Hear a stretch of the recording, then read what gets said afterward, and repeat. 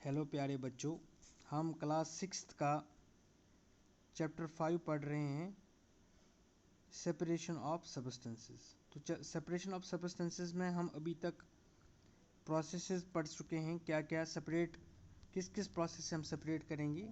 पिछले लेक्चर में हमने इवापोरेशन और कंडेंसेशन के बारे में पढ़ा और डिज़ोल्विंग साल्ट इन वाटर के बारे में पढ़ा। हमने ये पढ़ा कि साल्ट जो है वो वाटर में डिज़ोल्व हो सकता है और उसकी भी एक लिमिट है। एक लिमिट के बाद हम देखते हैं कि साल्ट जो है वो वाटर के नीचे, गिलास टम्बलर के नीचे बैठ जाता है और उससे ज़्यादा डिज़ोल्व नहीं होता। इससे आगे हम एक्टिविटी 9 से आज पढ़ना शुरू करेंगे। Take some water in a beaker and mix salt in it until it can not dissolve any more salt. Water में साल्ट मिलाइए, जो बीकर में वाटर होगा उसमें साल्ट मिलाना है तब तक जब तक कि इसमें उससे ज़्यादा साल्ट ना मिले। वो कैसे पता चलेगा हमें? हम डिज़ोल्व करते रहेंगे, चम्मच से स्टिर करते रहेंगे, हिलाते रहेंगे और वो डिज़ोल्व होता जाएगा। एक वक्त ऐसा आएगा कि साल्ट जो है वो डिज़ोल्व होना बंद हो जाएगा, वहाँ हमें रुक जाना है। This will give U A saturated solution of salt in water. इस सोल्यूशन को, जिसमें कि साल्ट जो है एक लिमिट तक डिज़ोल्व होता है, उसके आगे फिर डिज़ोल्व नहीं होता, उस सोल्यूशन को उस जगह सैचुरेटेड सोल्यूशन कहते हैं। ठीक है। Now add a small quantity of salt to this saturated solution and heat it. अब हमें क्या करना है? अब हमें थोड़ा और साल्ट डालना है जो कि डिज़ोल्व नहीं होगा, तो हमें उस सॉल्यूशन को बाद में हीट करना है। ठीक है, जैसे यहाँ पर हीट हो रहा है, इसमें साल्ट मिक्स है और नीचे इसको हीट कर रहे हैं। What do you find? What happens to the undissolved salt in the bottom of the beaker? अब आपने क्या देखा? जो नीचे साल्ट मिला नहीं था, डिज़ोल्व नहीं हुआ था, अब उसके साथ क्या हुआ? Does it dissolve now? क्या ये अब घुल गया? हाँ। जब हम हीट करेंगे तो जो अनडिज़ोल्व्ड साल्ट होगा वो भी डिज़ोल्व हो जाएगा। इससे हमें क्या पता चला? इससे हमें पता चला एक सॉल्यूशन की टेम्परेचर को बढ़ने से उसकी सॉल्युबिलिटी बढ़ जाती है। ठीक है, वो सैचुरेटेड सॉल्यूशन नहीं रहता है, फिर उसमें और साल्ट आप मिला सकते हैं।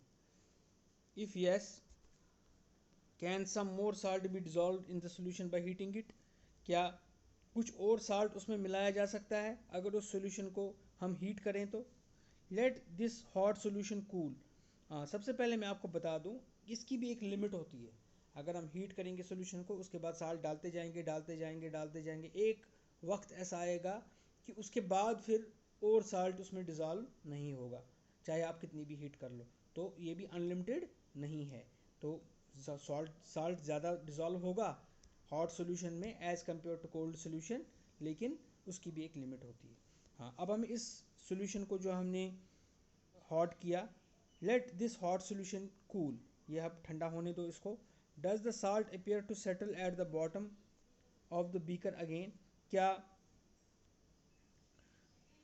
साल्ट जो है जब ये ठंडा हो जाएगा बीकर का पानी, क्या ये नीचे साल्ट फिर से रह जाएगा? बिल्कुल, क्योंकि जब तक कि सॉल्यूशन हॉट है तब तक ये ज़्यादा साल्ट को अपने आप में डिज़ोल्व होने देगा। उसके बाद ये जो है फिर से नीचे जो है वो बैठ जाएगा, ये extra salt. The activity suggest that larger quantity of salt can be dissolve in water on heating.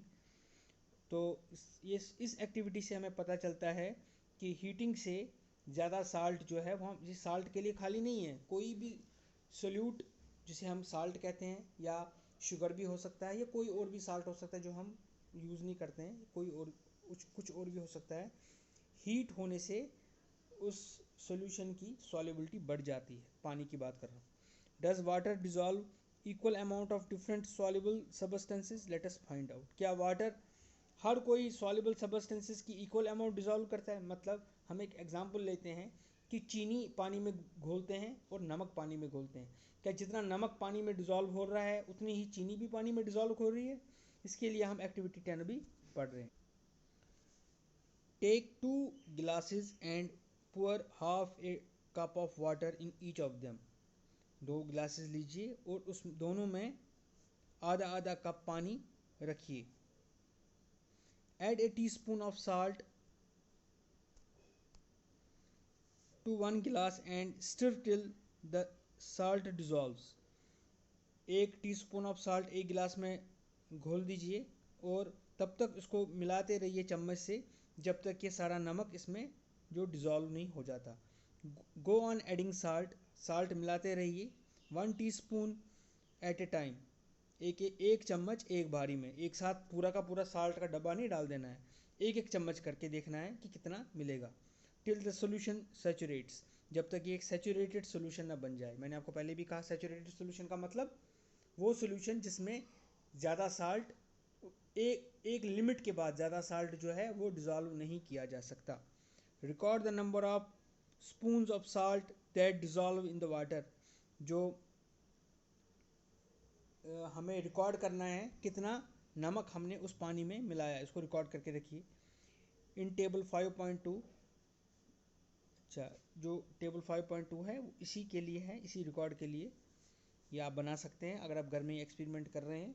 Now repeat the same activity with sugar, अब यही एक्सपेरिमेंट हमें शुगर के साथ करना है। Repeat this with some other substances that are soluble in water, इसके अलावा हम किसी और सबस्टेंस को के साथ ये एक्सपेरिमेंट कर सकते हैं जो पानी में सॉल्युबल होता है, पानी में घुल जाता है।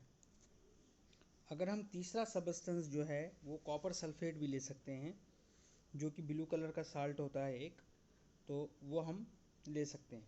तो अलग अलग सबस्टेंसेस जो हैं वो अलग अलग तरीके से वाटर में डिज़ोल्व तो होंगे। शुगर हो गया, साल्ट हो गया, कॉपर सल्फेट हो गया, या कोई और भी सबस्टेंस जो वाटर में, जैसे हम फटकरी यूज़ करते हैं, फटकरी जो हम मुंह पे लगाते हैं शेव करने के बाद, तो उसको भी हम वाटर में डिज़ोल्व कर सकते हैं, उसको चूरा करके वाटर में डिज़ोल्व कर सकते हैं, वो भी एक साल्ट है। तो we have discussed a few methods of separating substances. Some of the methods of separation presented in the chapter are also used in a science laboratory। तो हमने सबसे पहले, इससे पहले हम इस बारे में डिस्कस करेंगे कि अलग अलग सबस्टेंसेस जो हैं वो अलग अलग अमाउंट में, अगर हम एक रूम, हमें भी पता है कि जो भी सॉल्यूशन है वो हीट करने से उसकी सॉल्युबिलिटी बढ़ जाती है, ये हमने पढ़ लिया। अब सवाल है, अगर हम शुगर और साल्ट लेंगे, क्या अगर एक आधे गिलास में शुगर का 1 चम्मच मिलेगा या 2 चम्मच मिलेंगे, क्या साल्ट के भी उतने ही मिलेंगे? नहीं, फ़र्क होगा। हमने ये देखा गया है एक्सपेरिमेंट्स में कि शुगर जो है वो ज़्यादा अमाउंट में डिज़ोल्व हो जाता है बनिस्बत साल्ट के, एज़ कम्पेयर टू साल्ट। जो साल्ट है वो उतना डिज़ोल्व एक सर्टन टेम्परेचर पे अगर दोनों होंगे तब, ये नहीं है कि एक गर्म होगा और एक ठंडा होगा, तब तो वेरिएशन आएगी, तब हमारा एक्सपेरिमेंट सही नहीं चलेगा। जो भी एक्सपेरिमेंट हमें करना है एक ही टेम्परेचर पे करना है, और हम अभी रूम टेम्परेचर पे करेंगे। हम रूम टेम्परेचर पे साल्ट मिलाएं और शुगर मिलाएं, हम ये देखेंगे कि शुगर जो है वो ज़्यादा डिज़ोल्व हो रहा है रूम टेम्परेचर पे उतने ही पानी में, और उतने ही पानी में कम साल्ट डिज़ोल्व हो रहा है रूम टेम्परेचर पे। तो हम बोलेंगे शुगर की सॉल्युबिलिटी जो है वो रूम टेम्परेचर पे साल्ट से ज़्यादा है। ठीक है, we have discussed a few methods of separating substances, हमने काफ़ी मेथड जो है वो डिस्कस किए सबस्टेंसेस को, चीज़ों को अलग करने के लिए। Some of the methods of separation presented in the chapter are also used in a science laboratory, इनमें से जो हमने सबस्टेंसेस को सेपरेट करने के लिए मेथड्स इस्तेमाल किए, इनमें से बहुत सारे मेथड्स जो हैं वो साइंस लेबोरेटरी में भी इस्तेमाल किए जाते हैं। We also learn that a solution is prepared by dissolving a substance in a liquid, हमें ये भी पता है कि सोल्यूशन किसे कहते हैं। हमने ये जाना कि अगर किसी भी सबस्टेंस को, किसी भी चीज़ को हम पानी में डिज़ोल्व करते हैं और वो घुल जाती है तो उसे हम सोल्यूशन कहेंगे। A solution is said to be saturated if it can not dissolve more of a substance in it.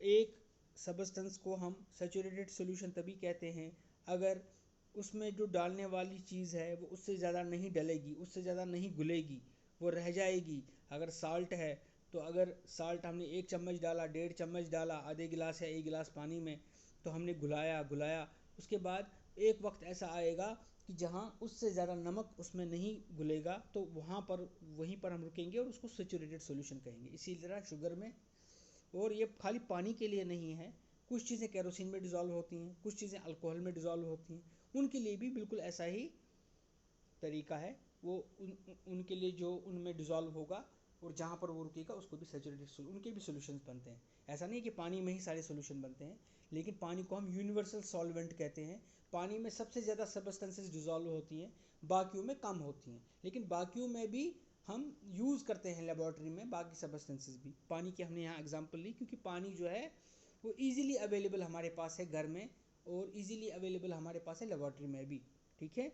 और वो हम उसके साथ हमको पानी को इस्तेमाल करने में कोई सेफ्टी मेजर्स ज़्यादा नहीं लेने पड़ते। इतना ख़तरनाक पानी तो पीते हैं हम, तो बाकी मगर अल्कोहल के साथ अगर हमें डील करना है तो वो तो हेल्थ हैज़ार्डस है, वो सेहत के लिए ख़तरनाक हो सकता है।